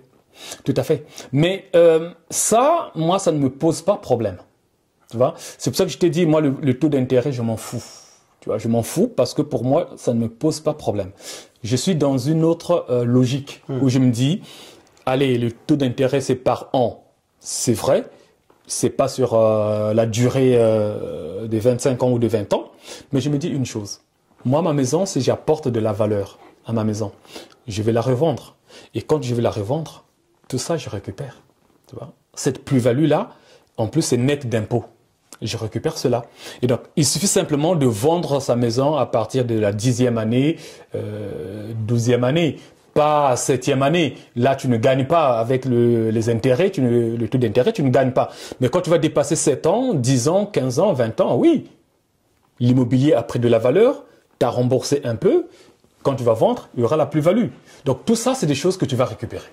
Tu vois? Mais il y a des gens aussi, par exemple, moi, je connais plein de personnes qui ne sont pas encore prêts financièrement, mais qui veulent obtenir des crédits pour acheter des appartements ou des maisons. Pour toi, est-ce que il faut quand même avoir une petite sécurité avant d'être propriétaire? Par exemple, moi, c'est subjectif, mais je pense que si tu ne peux même pas payer 6 mois de ton loyer sans travailler, pour moi, ça sert à rien d'acheter. Pour moi, tu mets ton apport, tu fais ce que tu veux, tu achètes ta maison, mais dans ton compte épargne, tu dois au moins avoir 6 mois. Parce qu'il y a des gens, ils mettent tout leur argent dans l'apport et après, ils n'ont rien. Donc, ils vont être propriétaires comme ça, au cas où il y a des problèmes. Pour moi, c'est un crime. Tu t'appauvris encore pire parce que... Non. Je sais pas. Non, ils sont suicidaires. Ils sont suicidaires. Tu sais, quand on a commencé, je t'ai dit qu'il y a des profils, non? Ouais. Donc, il y a le profil gestionnaire, il y a le profil épargnant. Donc, c'est pour cela que je le dis dans mes lives, on n'accompagne pas tout le monde. Tu vois? Et nous, c'est ce travail-là que nous faisons en amont. Si tu veux que je puisse t'accompagner, je vais étudier tes profils. Et donc, quand je vais me rendre compte que ce matin, je l'ai fait pour une personne, je lui ai dit, écoute, toi, tu as un problème. Ton problème, c'est le profil épargnant. Tu n'es pas bon, tu vois. Ton épargne c'est pas assez. Tu veux prendre 200 000 et tu as 5 000 euros d'épargne. Non, ça ne va pas, ça ne marche pas. Et donc, à ce moment-là, augmente ton épargne. Quand tu auras augmenté ton épargne, tu peux maintenant venir me voir, me dire, ben voilà, je veux. Mais je ne te dirai pas, ben écoute, parce qu'il y a d'autres stratégies qui existent, qui ne sont pas bonnes, malsaines, qui vont te mettre vraiment en difficulté. Parce que je peux dire, ben écoute, va prendre un crédit conso, mets là-bas, plusieurs comptes, essaie de jouer là-dessus, et hop, tu montres que tu as de l'apport, au fond que tu n'as rien. Et à ce moment-là, tu deviens propriétaire. Ben, ce crédit conso-là, il faut le rembourser. Il faut rembourser également le crédit de la maison. Et si tu arrives à un coup dur, tu fais comment? Crédit conso. Crédit conso. Et donc là encore, tu vois, ça va t'enchaîner là et tout. Est-ce que c'est un crime de prendre un crédit conso pour une voiture, pour les travaux d'une maison, de ta résidence principale? Surtout les gens qui font des travaux dans des maisons où ils louent. Je suis désolé, mais ils n'ont pas de cerveau. Quoi, ils achètent dans les maisons où ils louent, ils font des travaux. Non, les maisons où ils louent, ils font des travaux. Oui. Ben, ça profite aux propriétaires. Oui, il y a des gens, il va refaire tout le salon, toute la cuisine ou la salle de bain. Pour gagner quoi? Après, non, moi, ça m'arrange. Moi, en tant que bailleur. Oui. moi, je parle du locataire. Mais moi, je me mets du côté du bailleur. Oui. Moi, c'est bien, tu m'as acheté du neuf. Ah ben, tout à fait. Tu as arrangé ma maison, mais... Ah, tout à fait. Mais... On a eu un locataire comme ça. Je vais taire le nom. C'est la fille d'une autorité. Mais vraiment autorité. Okay. Quand je parle vraiment autorité, mais vraiment autorité. On l'a eu pendant 2 ans. Et quand elle est arrivée, il dit, oui, mais papa risque de venir ici et tout. Et donc, on veut améliorer. Oh, bien. Oh, mais allez-y. Volontiers, avec plaisir. Ah oui. Faites. Tu veux dire non? Ah ben non. Tu vois? Et là, oui, ça profite aux bailleurs. Tu vois? Et ça fait aussi augmenter la plus-value du bien. Ah ben oui. Tu sais, dans notre parc immobilier, on a un seul appartement. Un seul. Et je le dis même dans mes lives, je n'aime pas cet appartement-là. Parce que je n'aime pas les appartements. Et donc, je n'aime pas cet appartement-là. Cet appartement, nous l'avons bien acheté, très bien acheté. Et quand on l'a acheté, on a dit à l'agent immobilier, viens l'estimer. Qu'est-ce qu'on a fait? On a juste mis un coup de peinture, on l'a rendu propre. Tu vois, il vient et il dit, waouh, c'est bien. Bon, l'appartement, on l'a acheté à 50 000, hein, toujours dans le 77. Ah, mais il y a 11 ans. Le 77, c'est ton pays, je crois. Non, je suis dans le 77. Non, je suis dans le 77 et dans le 02. Ah, ok. Voilà. 02, c'est... Ben, je suis à Charlie, je suis à Soissons, Okay. je suis à Château-Thierry. 60, c'est bien. 60, c'est bien, oui, Ouais. tout à fait. Mais quand je me suis rendu compte que 77, c'est maintenant bouché. Oui, mais t'as attaqué les villes du futur. Ah ben oui. Ah oui. Parce Oui. que... Je vais donner à tes abonnés une ville également du futur. C'est Romilly-sur-Seine, C'est quel dans département? le 10. Le 10. Ok. C'est à 1 heure de Paris, en train. Et il y a un TGV qui va être là parce que c'est en train de refaire le tronçon. Donc il y aura un TGV. Donc tes abonnés peuvent se précipiter d'aller acheter à Romilly. T'aimes pas l'Oise? Le 60. L'Oise, si, il y a des bonnes affaires dans l'Oise, mais on ne peut pas tout acheter. Ah. Tu vois, Bon, on peut moi, pas- si on c'est peut des pas tout villes acheter. comme... Bon, Compiègne, ça va. Ça passe. Compiègne, ça va. Mais Creil, non. Creil aussi, ça va. Ah, moi, non. Attends, moi je trouve suis un que- businessman. Oui, c'est vrai. T'achètes... oui, c'est vrai, pour habiter, non. Mais si c'est pour louer, Oui. même à Villers-le-Bel ou à Grigny... Ah, mais à Grigny, tu loues. Oui, bien sûr. Ah, ben Parce voilà. que c'est des villes qui sont habitées. Il y a les transports, monde. il y a des écoles et Du monde. il y a la rentabilité. Moi, c'est ce Tout à genre fait. de ville que les gens négligent, Tu- que moi j'achète. Mais moi, habiter, non. Oui, habiter, après chacun voilà, choisit. Mais je vais également peut-être scandaliser tes abonnés. Moi, un bien qui est squatté, qui est vendu, il y a un squatteur, moi ça m'intéresse. Ah bon? Ah, parce que tu fais baisser le prix Ah ben oui. quand Ça tu vas m'intéresse. faire l'offre. Oui, et je fais du squatteur mon affaire. Tu vois? Je fais du squatteur mon affaire. Tu vas appeler les pompiers. Bon, il y a les pompiers. Allez, je vais lâcher également une stratégie forte. Regarde. Aujourd'hui, tu peux acheter et faire sortir le squatteur. Mais quand tu vas le faire dans les règles. Tu vois? Je vais lui envoyer, par exemple, un courrier recommandé. Tu vois? Bon, libère et tout. Il ne réagit pas. Il ne réagit pas. C'est un squatteur, c'est normal. J'envoie encore, il ne réagit pas. Moi, j'ai les preuves que preuves. j'ai envoyées. Tu vois? Et je vais encore envoyer un autre courrier où je vais lui dire, je te propose plus petit, où tu vas payer moins cher. Tu vois? Il va refuser. Oui. Parce que c'est un squatteur, il refuse. Je renvoie encore, je dis, mais écoute, mais vraiment là, c'est plus petit, parce que là, tu n'arrives pas à payer, je comprends. Cette dette-là, je ne la considère pas, mais je te propose plus petit. Et où tu vas payer moins cher. Il va refuser. Parce qu'il est dans un état d'esprit de squatteur. Et là, qu'est-ce qui va se passer? Je vais l'attendre. Quand il sortira, je viens changer de serrure. Et je peux me mettre même à l'intérieur. Et je bloque. Tu vois? Lui, quand il viendra, bah ouais, c'est bloqué. Ah, t'es un squatteur, tu vas appeler qui? La police, la gendarmerie? Qu'il appelle la police ou la gendarmerie. Il peut pas. Qu'il aille au tribunal. C'est là où je dis que même l'hiver, Oui. on peut expulser. oui. Tu vois? Je peux expulser. Mais à condition que j'ai déjà mené cette démarche-là. Tu vois? J'ai déjà fait cette démarche-là où j'ai proposé, la personne n'a pas voulu. Même en hiver, je viens te faire sortir. Et il va dire, ah oui, expulsion, expulsion. Et oui, il va porter plainte. Mais moi, quand j'irai devant les tribunaux, je dis, ben voilà, j'ai fait ça, j'ai voulu aider la personne, voilà, je suis de bonne foi. Ok. La bonne foi, Oui. c'est ça qui va te sauver. Oui. Quand tu sors un locataire indélicat, c'est la bonne foi. Donc tu dois travailler sur ta bonne foi. Ok. Mais maintenant, j'aimerais bien chuter parce que je t'ai pris trop de temps. Il faut que tu reprennes ton live sur TikTok. Bon, Les gens qui ont toujours des excuses. Oui. Ah, il faut acheter une maison. Ah, mais moi, j'ai beaucoup d'enfants. C'est difficile. Je peux pas gagner beaucoup d'argent parce que mes enfants, je dois m'en occuper. Moi, parce que les enfants, c'est la première excuse des gens. On va dire que, ah oui, moi, aujourd'hui, j'ai des enfants, je ne peux plus prendre des risques d'investissement. Je ne peux plus prendre des risques pour travailler longtemps. Est-ce que les enfants, c'est un truc que les gens peuvent utiliser comme excuse? Moi, personnellement, j'ai un enfant, ça fait même pas 2 mois, mais depuis que j'ai... Donc, jeune papa. Oui, voilà, depuis que j'ai ma fille, j'ai encore envie de prendre plus de risques. Mais pourquoi tu veux prendre plus de risques? Parce qu'il faut que j'arrange ou encore prépare son avenir. Bon, t'as tout dit là. Voilà, parce que ma fille, si par exemple, elle est née dans une maison qui nous appartient, par exemple, mais je pense qu'elle a un avantage dans la vie lorsqu'elle va grandir par rapport à certaines personnes, parce qu'elle a déjà eu une éducation, elle a déjà eu une culture, elle a déjà une façon de voir les choses. Parce que nous, on a cette chance. Je pense que tu es né au Congo comme moi, mais lorsqu'on est, la plupart de nos parents sont propriétaires. Donc nous, la première des choses, lorsqu'on a l'argent, on veut être propriétaire. Nous, les Congolais... On veut faire comme les parents. La plupart des personnes pauvres, je suis désolé, c'est vrai, quand ils ont de l'argent, ils s'achètent d'abord une voiture.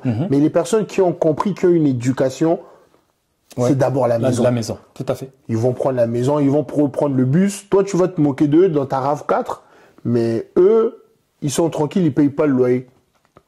Et après, ils économisent, ils achètent une voiture, mais ils rentrent chez eux. Mais toi, à la fin du mois, tu dois réfléchir comment est-ce que tu vas payer ton bailleur. Alors, je vais choquer également une fois de plus tes abonnés. Moi, ça ne me dérange pas. Ma vie, elle est ouverte. Je viens du bas, du très bas. J'ai été SDF en France. Et aujourd'hui, c'est un SDF qui achète, qui rénove, qui met en location. Tu vois, ce que je vais te dire, et pourtant, investisseur, ça fait beaucoup d'années où j'ai été investisseur. J'ai passé mon permis à l'âge de 50 ans. Tu vois, je l'ai eu à 50 ans, le permis. Et pourtant, je pouvais le passer. Mais tout ce temps-là, je me disais, non, c'est pas la priorité. Parce que la priorité, c'était d'abord ma petite famille. Donc, je prenais mon bus, je prenais mes transports. C'est ma femme qui avait son permis. J'étais, comme je vais m'appeler moi-même, j'étais un mappy vivant. Donc, j'étais là, ah non, tourne à droite, va à gauche. Et c'est à 50 ans que j'ai passé mon permis. Tu vois, je me suis dit, bon, là, je pense que c'est bon. Je dois le passer. Et donc, c'est question de priorité.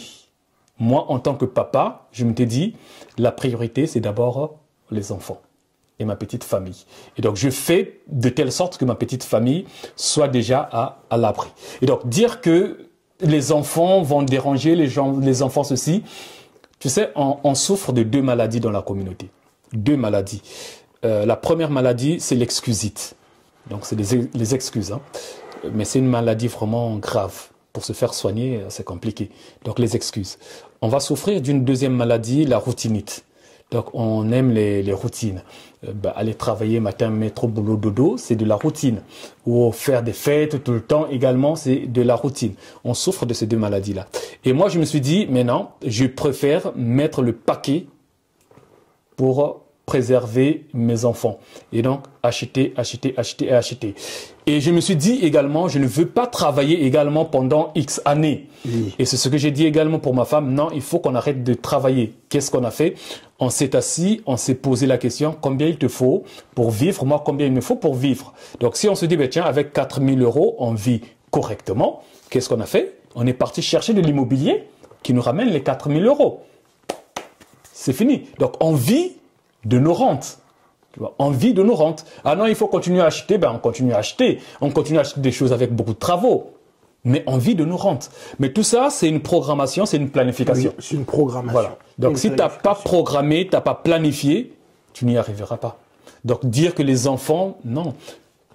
Ce qui cache la vraie réalité, c'est quoi? C'est quand tu as beaucoup d'enfants, tu as du mal à obtenir le crédit. Oui. Tu vois, c'est ça qu'ils cachent. Ils savent qu'ils ont beaucoup d'enfants. Mais ça ne t'empêche pas d'augmenter tes revenus? Ah oui, tu augmentes tes revenus. Après, il y a d'autres stratégies qui existent. Hein. Non, mais aujourd'hui, pour moi, gagner de l'argent, ça devient facile aujourd'hui. Avant, c'était dur. Mais aujourd'hui, avec Internet, tout le monde peut gagner beaucoup d'argent. Tout le monde. Aujourd'hui, 1 000 €, c'est pas beaucoup d'argent. Non. 10 000 €, même 100 000 €, c'est pas beaucoup d'argent. Tout le monde peut l'avoir. Après, c'est quoi? C'est quand tu commences à en gagner, tu sais, l'argent, le rapport avec l'argent change. Tu vois? Et moi, je le dis toujours, je le dis en rigolant, un avocat de 12 €, moi, ça ne me dérange pas, je l'achète. Oui. Tu vois? Mais quelqu'un d'autre se dit, waouh, il a mis 12 € dans un avocat et tout. Ils vont mettre dans les vêtements, par exemple. Bon. Mais moi, ça, je me dis, tiens, je peux l'acheter. Comme ma mère. Ma mère, elle investit plus dans la nourriture que dans les trucs comme les vêtements. Parce que pour moi, je me dis, le rapport avec l'argent... Mais toi, en tant que Congolais, je trouve que tu es vraiment simple. À part sur les photos, là, je vois un peu le Congolais, mais sinon, en général, tu es simple. Pourquoi ce choix? Parce que, tu sais, nous, d'où on vient, l'apparence, ça compte. C'est le plus important. Il y a des gens que j'ai pu voir en France, ils pensent qu'ils sont meilleurs que les autres, juste parce qu'ils ont des paires de Weston. De Weston, tout à fait. Et tu sais, à un live, j'avais montré une paire de Weston que mon fils utilise pour aller au stage, pour faire son stage. Boucle, hein. Attention, boucle. Je dis, voilà, vous avez vu ça? C'est une paire de Weston boucle. Mon fils l'utilise pour aller à son stage. Tu vois? Le Congolais, lui, il le prendrait pour aller fête et tout, mais lui, il l'utilise pour faire son stage. Tu vois, les gens qui ont beaucoup d'argent, ils ne sont pas dans le paraître. Ouais. Tu vois, ils sont pas dans le paraître. Qu'est-ce que tu gagnes quand tu vas... Je vais encore te choquer.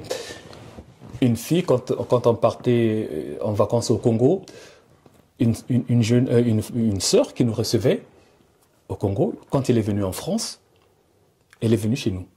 Tu vois, elle vient chez nous, elle vient avec son mari. Et donc, son mari dit, bon, moi, je vais prendre du cognac. Je dis, je vais prendre du cognac. Je dis, ah bon? Du cognac? Je dis, moi, je prends du cognac. Il dit, ok, il n'y a pas de souci. Je suis allé lui chercher son whisky, cognac, avec des verres cognac. Donc, je lui sers whisky avec le verre. Il dit, oh, il faut m'emmener chez des vrais gens. J'ai demandé du cognac, ils m'ont emmené du cognac et les verres qui vont avec. Et cette sœur va dire, mais écoute Blaise, mais quand vous venez en vacances au Congo, vous sortez dans cette maison?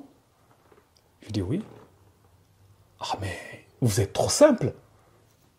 Oui. Tu vois, les gens qui vous voient, tu vois, difficilement je ne vais pas filmer ma voiture.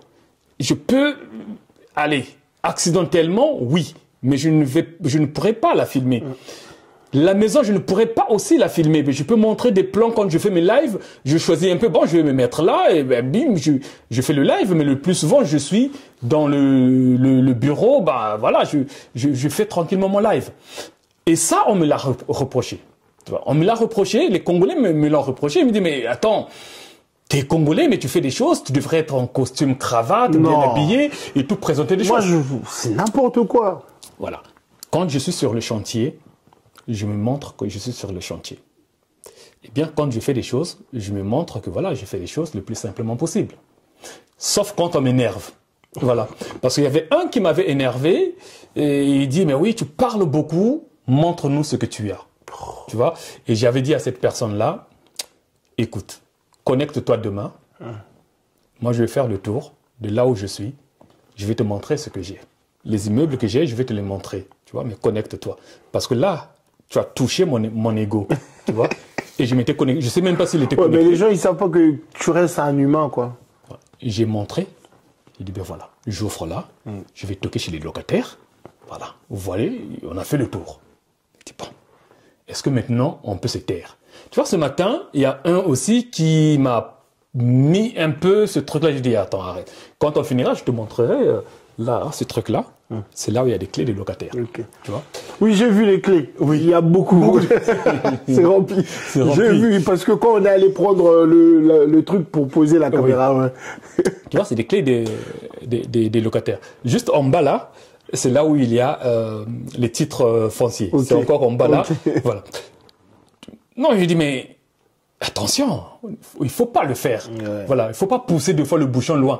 Écoutez simplement ce que je suis en train de vous dire.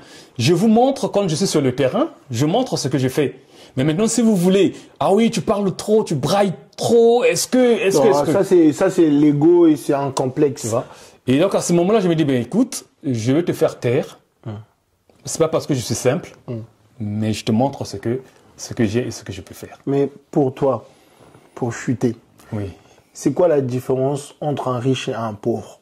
Parce que moi, la richesse, je ne parle pas toujours sur le plan financier, moi, c'est sur le plan mental.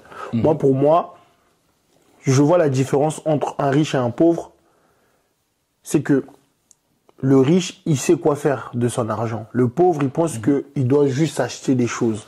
Parce que pour moi, l'argent n'a pas de valeur. Un billet de 50 €, c'est rien. Je peux le froisser, je le mets dans la poubelle.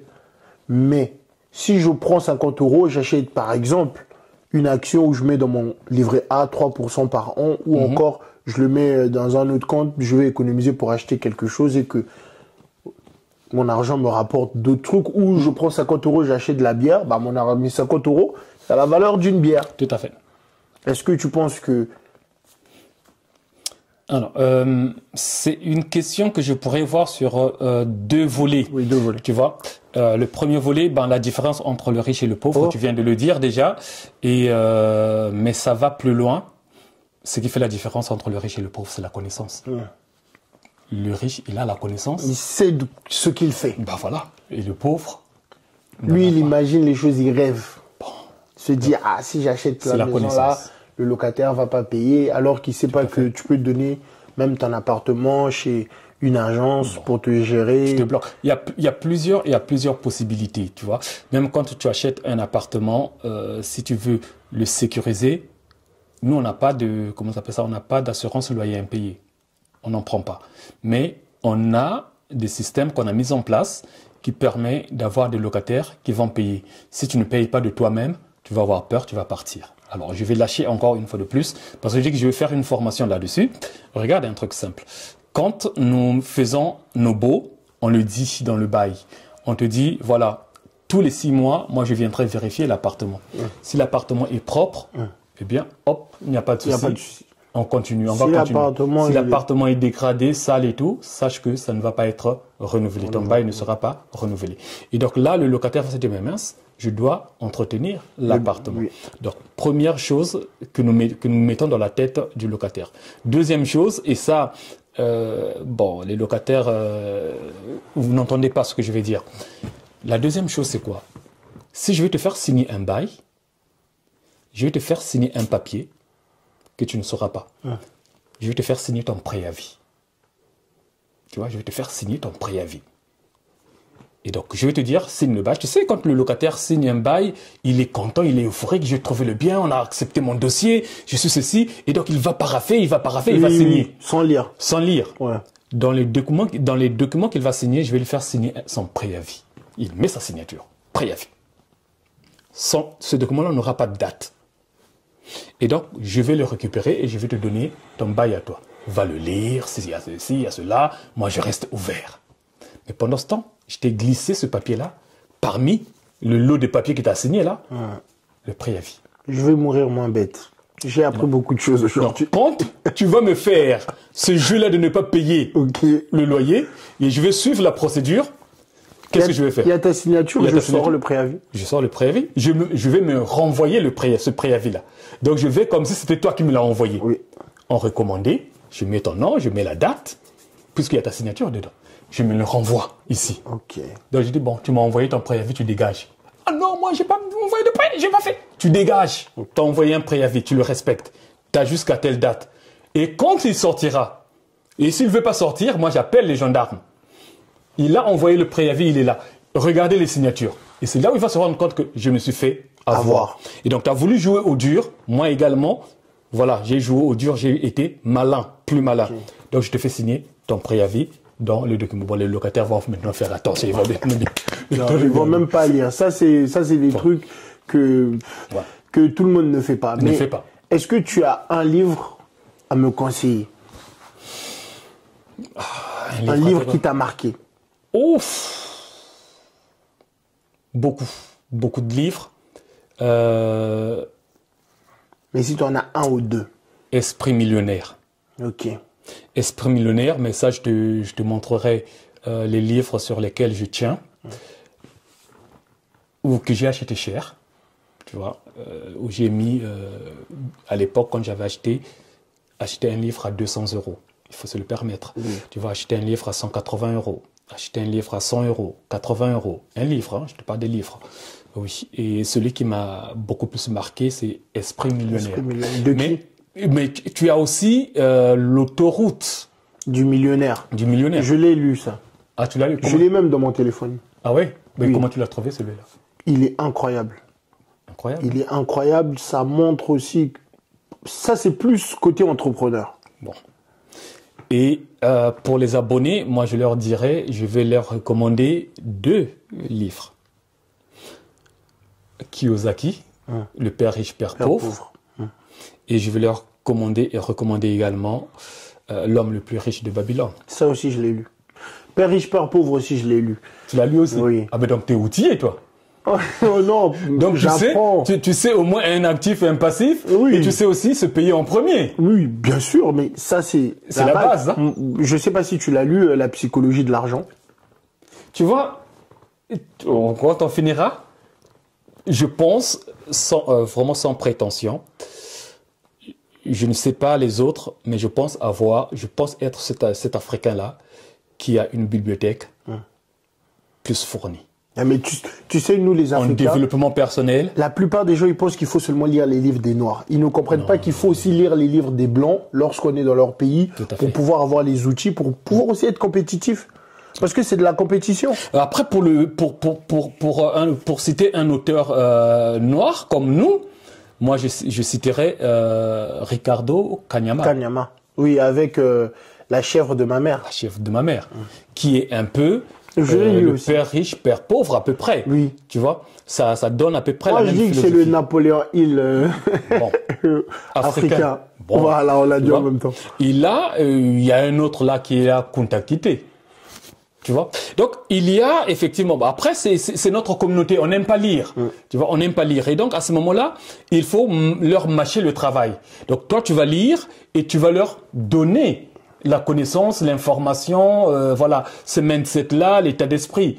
Mais c'est dur, c'est pas facile, hein. Oui. Mais vraiment, c'est pas du tout facile. Donc, il y a effectivement des bons bouquins que les gens peuvent lire. Là, je te parle même pas d'immobilier, hein. Ok. Oui, là ça c'est les bases parce que pour arriver à l'immobilier déjà il faut avoir une éducation financière. C'est la base. C'est la l'éducation. C'est là où je disais à Aura qu'elle fait un travail important. Bon, maintenant, elle est devenue Aura Patrimoine. Mais pour moi, elle pouvait persévérer sur ce qu'elle faisait.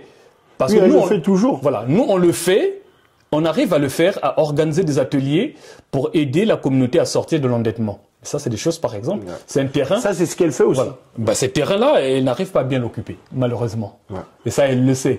Tu vois, parce que nous faisons ce que elle fait. Elle fait. Tu vois. Ouais. Mais elle pouvait se dire, bah, tiens, allez, hop, je capte. Oui, mais je pense qu'elle le fait toujours. Je vois des vidéos. Bon, on est à la fin. J'ai Mais encore. prévois, non, j'ai une demande pour toi. J'ai encore beaucoup de questions, Voilà, mais prévois, j'ai une demande pour toi. Organise un truc avec Aura. oui, j'ai déjà fait un Qu'on podcast. soit, avec elle. non, je sais, mais qu'on soit ensemble. Qu'on essaie un peu d'apporter un truc à la communauté. Oui, mais c'est très bien. Bah, il y a Aura, il y a aussi Noémie. Pourquoi pas? Oui, voilà, elle est achat-revente, toi immobilier, elle, ça va faire un truc extra.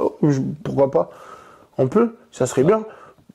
C'est un truc qu'on peut toujours pour édifier la communauté, pour aider la communauté, oui. Une bonne vidéo où on est à 4 dans un bon plateau. Voilà. Ouais. Et on fait un truc tranquillement, chacun dans son couloir. Et c'est. Je vais couper cette partie, je vais lui envoyer. Oh, franchement, on a des Congolais excellents, on a des Africains excellents, juste qu'ils sont minoritaires parce qu'ils sont cachés. Tout à fait. Et il y a plus des tonneaux vides qui vocifèrent sur les réseaux. Pour ça que j'apporte le contraste avec mon contenu, même si bon, je n'ai pas encore beaucoup d'abonnés pour l'instant. Ça va arriver. Le plus important pour moi, c'est de donner, même s'il y a 2 personnes qui suivent mes vidéos, je vais faire mes vidéos pour les 2. Là, on est à plus d'1h30, je crois. Bah, j'ai encore beaucoup de questions, mais un autre jour. Parce que tu vois, le podcast, on l'a fait. Ouais. J'ai même pas eu des questions écrites. Parce que c'est naturel, ouais. c'est un truc que j'aime. Donc quand t'aimes un truc, t'as des questions, quoi. Ça vient, ça vient. Mais on peut en parler, l'immobilier, parce que l'immobilier, tu ne peux pas dissocier l'immobilier avec l'éducation financière. Ouais. C'est la base déjà de l'éducation financière. Le mindset, l'état d'esprit, tu vois, ça également c'est la base. Et après, il y a l'immobilier. L'immobilier, c'est une recette, tu vois. Quand on va te dire, ben voilà, le pondou, voilà comment il faut le préparer, tu sais comment préparer le pondou. Mais parce que tu as la recette. Tu as la recette. L'immobilier, c'est la recette. Mais l'éducation financière, c'est la base. Le mindset, c'est la base. Parce que moi, quand j'ai pris des échecs, des râteaux auprès des banques, je ne me suis pas laissé faire, je ne me suis pas laissé démonter. Tu vois, je me suis dit, ben non, même si là, on m'a donné 1 an, je continue, je persévère. Mais ça, c'est le mental, c'est l'état d'esprit. Ouais. Est-ce que tu as aimé le podcast? Bah, si je t'ai proposé d'organiser un truc avec c'est passé vite, hein? Ben oui, ça veut dire que j'ai aimé. L'impression qu'on a fait 30 minutes. Mais on a fait plus d'1h30, je crois. Oui, je pense, oui. Ouais. Mais bon, si je t'ai dit organise un truc, ça veut dire que j'ai aimé. En tout cas, merci beaucoup. Tu m'as accueilli chez toi. C'est pas donné à tout le monde. Ouais. Et en plus, tu as été cordial, quoi, avec ma proposition. Merci beaucoup. Et je t'offrirai un café si tu veux. Non, allons-y, je suis chez un grand frère ou encore un tonton de chez moi. Ça fait plaisir, franchement. Le contenu que tu fais, je te soutiens beaucoup. Mais parce que je cherche des gens de ma communauté qui font du lourd. Le fait que tu accompagnes les gens, tu aides les mamans, les femmes seules à obtenir des crédits. Franchement, c'est honorable. Et il n'y a pas que toi le mérite, il y a aussi ta femme. Oui, tout à fait. Bien sûr, pour ça que je l'associe, parce que vous êtes ensemble et que je trouve que vous faites vraiment bien et vraiment, elle aussi, c'est un exemple pour les femmes. Je trouve que si on avait plusieurs femmes comme elle, je pense que nous, les hommes, on sera sauvés. Ouais. Parce que franchement... Ce que tu dis là, c'est ce que les gens peut-être ne comprennent pas. Déjà, elle met un foulard volontairement que les gens l'ont critiqué aussi. Pourquoi tu mets un foulard? Pourquoi tu fais ceci? Et il dit, je le fais pour ma communauté et je veux que ma communauté puisse s'identifier à moi. Et donc, j'ai ce symbole-là qui est le foulard. C'est la femme africaine. Bon, c'est la femme africaine. Mais la réalité, c'est laquelle? Tu vois, la maison là où nous sommes, c'est grâce à elle. Tu vois. Moi, j'étais celui-là qui était sur le canapé, qui aimait regarder la télé, qui aimait zapper et tout. Je pouvais rester jusqu'à 5 heures du matin. Les films sont restés en moi. Esprit criminel, New York, police judiciaire. Tout ça, c'est des choses que je regardais porter disparu. J'étais vraiment friand de ça. Et donc, je pouvais rester jusqu'à 4 heures, 5 heures du matin en train de regarder ces séries télévisées. Et elle disait que non, mais on doit acheter. Là, le loyer augmente, ça devient cher et tout. Il faudrait qu'on achète. Je disais, ouais, ben toi, bon, continue à rêver, toi. Elle t'a sauvé, en gros. Ah oui. Il dit, mais attends, avec les petits salaires que nous avons, comment veux-tu qu'on puisse acheter? Non, tu ne peux pas, impossible. J'y croyais pas. Moi, j'y croyais pas. Elle a commencé parce qu'on était dans le 92, à Clamart. Quand elle a commencé à regarder les biens, les appartements aux alentours, 700 000, 600 000, les maisons 1 million. 500 000 les appartements. Oui. Et elle est revenue et dit, ah non, je pense qu'on ne peut pas acheter. Mais elle n'a pas baissé les bras. Oui. Tu vois. Et il a pris la carte Île-de-France. Il dit, bon, je travaille là, toi tu travailles là. Et donc, on doit chercher un bien qui va être sur la voie et tout, facilement, la gare, accessible, pour qu'on aille travailler. Et elle a fait ce travail-là. Mais quand on est tombé sur cette maison-là, cette maison était pourrie, hein, quand on dit pourrie, mais vraiment pourrie. Quand on tombe sur cette maison-là, elle dit, c'est celle-là. Moi, je dis, mais c'est pas possible. Non seulement tu m'obliges à acheter avec mon petit salaire, et tu m'obliges aussi une maison pourrie. Tu vois. Moi, je regardais des maisons bien là, propres et tout. Alors que... Elle avait une vision. La plus-value aujourd'hui, cette maison, elle vaut peut-être le double. Heureusement. Nous l'avons acheté, pas peut-être le double. Nous l'avons acheté à 199 000, presque 200 000. Et là, effectivement, elle avait été estimée à 380. Ah, mais c'est déjà presque le double. Oui. 20 000 euros, c'est pas beaucoup. Ben, c'est beaucoup. Non, c'est pas beaucoup. Attention, il faut pas dire ça. Non, mais je dis, pour un bien qui fait en x2, mais c'est incroyable. En 12 ans. En 12 ans, oui. Ton crédit, il est même pas encore fini. Non, donc, si mon crédit, là, il me reste Là, il me reste 120 000. Bon. Tu vois, il me reste 120 000 et dans les 120 000 qui restent, si je vends la maison, je rembourse. Bon, imagine maintenant ce qui va rester dans ma poche. Tu peux rembourser et prendre le reste. Tu achètes une autre maison ou Non, franchement, merci beaucoup et j'espère que de toute façon on va encore tourner au cas où et on peut tourner pas mal des choses parce que il y a plusieurs choses qu'on peut évoquer. J'ai beaucoup de questions. L'achat sans apport, c'est des choses où on peut évoquer, acheter avec un titre de séjour. Est-ce que c'est des choses est-ce que tu acceptes qu'on tourne d'ici peut-être 2-3 mois, voire 5-6 mois, le temps déjà de laisser respirer. Ouais. Ok.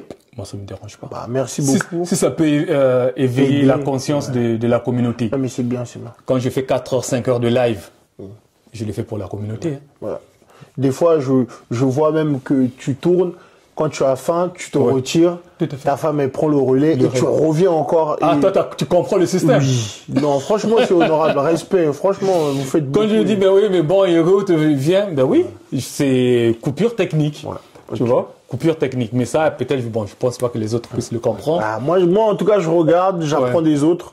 Pour ça que je suis très observateur. Quand je dis, est-ce que tu peux me remplacer et tout, prendre le relais? Ouais, je vois. Oui, je fais effectivement cette franchement, vous faites vraiment une bonne équipe. Et merci beaucoup et à la prochaine, les amis. À la prochaine, les amis.